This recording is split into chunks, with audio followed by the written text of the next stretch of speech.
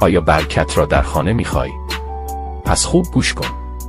قرآن بخوانیم و صدای آن را در خانه جاری کنیم، نماز را در وقتش بخوانیم و اهل خانه را هم تشویق کنیم، صبح زود بیدار شیم، روزی و برکت با سحرخیزی میآید. از غیبت، دروغ و حرفهای بد در خانه دوری کنیم، با وضو بودن و ذکر گفتن را در خانه رواج بدهیم، مهمان نوازی کنیم. مهمان رزق و رحمت با خود میآورد. در خانه صدای خنده و محبت باشد، نه دعوا و سکوت سنگین. وسایل اضافی و به دردن خور را بیرون کنیم، نظم برکت میآورد. به پدر و مادر احترام بگذاریم، دعایشان خانه را روشن میکند. از تعدل شکرگزار باشیم، حتی برای نعمتهای کوچک.